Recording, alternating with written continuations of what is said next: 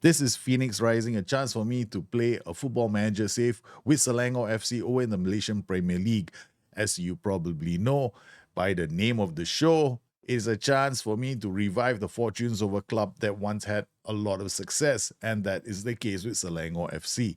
On the last show, you probably were entertained by a lot of goals. We were conceding so many goals, it left me reeling. Now, I am faced with the task of trying to solve a problem. When you only have one roaming playmaker in your side, what are you gonna do? Well, in our case, I don't know. What are we gonna do if we concede too many goals? Well, traditionally over in Malaysia, they've used the witch doctor. Should I employ a witch doctor too and bring him to my football manager, save and ask him to do some dances with coconuts? I don't know. We are certainly gonna try to beat JDT to the title.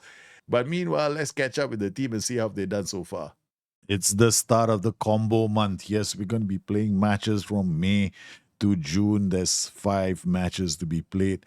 Question is whether we can, stop conceding so many goals. So far, the only changes I made to the tactic, I've dropped the trigger press slightly and raised the tempo. We are at home and I've defaulted towards using an attacking mentality. Away from home, we'll still be playing cautious. Sukri gets in, and well, his hard work wasn't rewarded, but Sermon took advantage of it. Our roaming playmaker coming in to score, giving us the early lead against Kelantan. Kelantan are playing a 4-4-2. I generally don't think we'll have a problem against this formation. We're putting a lot of pressure on the back line of theirs. Our roaming playmaker by himself should be able to do or control this side of the pitch.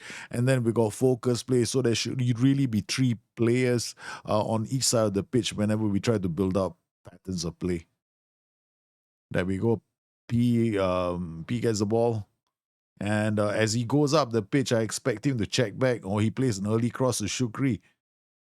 Almost under some pressure, he has to clear the danger, and the defenders come up, pick up the pieces. Roaming playmaker finds speed, but Sukri is offside. Here we go, the goalkeeper again with the ball. You can see the line dropping. So if he does kick and he doesn't reach this area, which I doubt it will. We have 1, 2, 3, 4, 5 players here waiting for the header. So you can see the gap. Yeah. So unless he plays it to the flanks, distributes to the flanks. If he puts it in the middle, we probably are going to win the header. And once again, he goes and he's right where I expect the ball to land, right in the middle. Sukri, Akmal, and with that we extend our lead.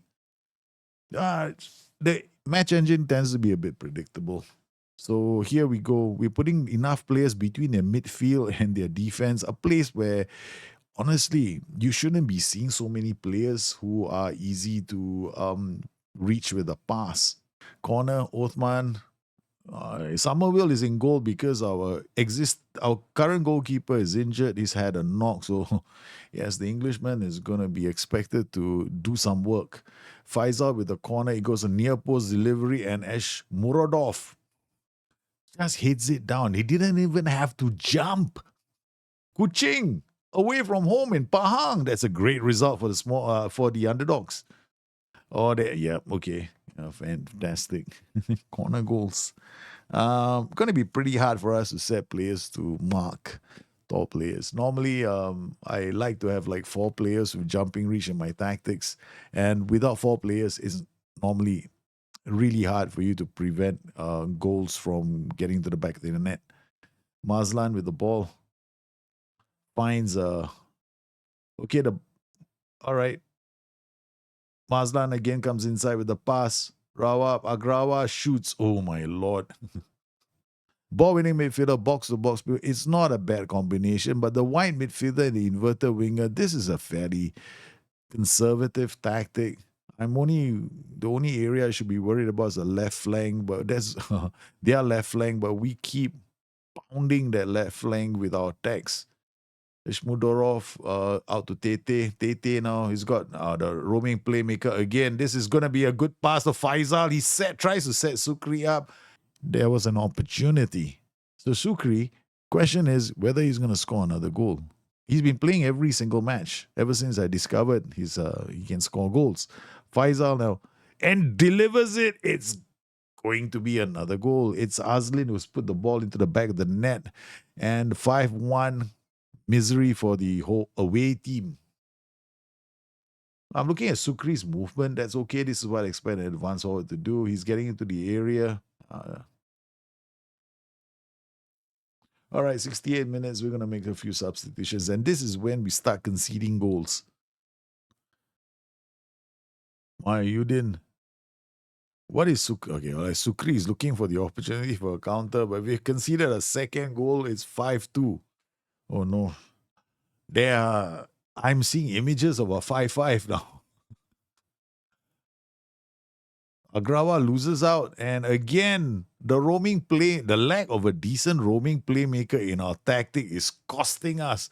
It's 5-3. Once again. No, it's disallowed. Thank goodness for that. We need we need to make sure that we can retrain someone for this position. I'm not playing a 4-2-3, I'm told we can, but then we'll still have the same problem, right? I just have one weak player on one side of the pitch. Selangor 5, Kelantan 2. The goal difference between us and Johor might become important later. Kedah beat Negeri Sembilan with a diamond. This is interesting. Then the police are doing well. Away from home, they've beaten Kelantan as well.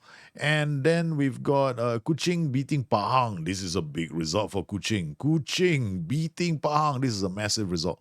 Penang, the two small states playing against each other. Penang is an island. Perak is one of the smallest states in Malaysia. It's a 3-2 win for the whole away team. Sabah and Kuala Lumpur fighting out a draw. So I've got a reminder in my training track, right? So this is always a good reminder for me. So I'm going to view the notes. So we put this in February. It's already May. So how has Sukri done in terms of his development? Progress-wise, you can see the matches have been played. So he's definitely improving somewhat. Of course, in terms of the attributes, we won't see some significant increase. I doubt it. Meanwhile, with the other player who has not played any games, and you can see it's a flat chart here, his attributes are not going to change very much. We must make him available for the under 21 team. Otherwise, we're going to have major issues later. Next, we've got 2 away matches against Terengganu. They haven't done badly historically. I mean, they've won the FA Cup twice, and we'll be playing them in the FA Cup as well. Away from home, we plan to be using this system. Now, we've got 2 roaming playmakers. We've got Lane, and then we've got Rawabe, who usually plays in this position. So we're going to start with Rawabe. Now, because of the way it's set up, we can't exactly put a lot of players. So Plee is going to start on the left flank. Orozco is going to be beside him. Agrawa, this means that we can't have 5 players playing in this match. Terengganu are playing a 4-4-2. Our team selection will feature Arawabe playing the roaming playmaker position. No Lane will come on in case he needs to, and you can just tell how excited I am about that. And we are getting ready, giving Ruven Tiran a chance to impress in a limited performance. As you can see, we're controlling most of the game in most areas. I don't think a 4-4-2 is going to threaten us very much. Famous last words. Oh, this is bad. This is bad. We got to bring on No Lane. We just went from bad to worse. Okay, Tete to Ruven Tiran. Ruven Tiran plays it back inside. He's got no confidence to play a progressive pass. Now he has the ball. What does he do? Moves it forward. The roaming playmaker finds Sukri, and it's a great pass out to Faisal. Faisal then squares the ball brilliantly, and Orozco gives us the lead. But it's been disallowed. We made the change to our roaming playmaker, and now the manager is looking for the nearest available witch doctor. Quentin Chang.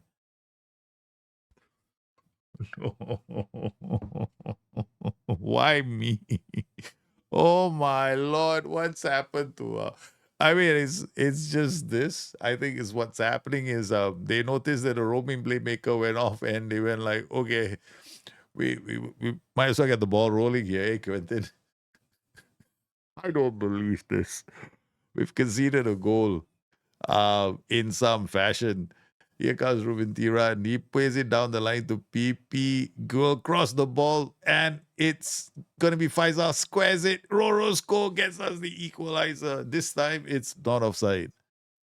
Okay, this is bad news for us, man. If we can't beat Terengganu away from home, we probably will not win the title. There's only so much I can do. It's the quarterfinals of the Piala FA Cup. Yes, we've got JDT playing Sabah, Kuala Lumpur playing Pahang, Terengganu playing Selangor, and the police force taking on the immigration department. How's that for fun? Okay, so this is bad news. We got Fortes injured. We've got Basha injured. We got Asri injured.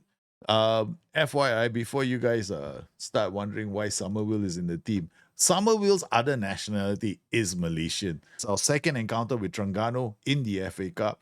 We only have one slight problem. They have a cap of 4 foreign players for this. And Somerville actually counts as a Malaysian player. His other nationality is Malaysian. We started the game again. We're going to be cautious. Quentin hopefully doesn't concede another goal. And the first chance goes to Terengganu. So we made some changes, bring on Halil, and he's performing better than Quentin.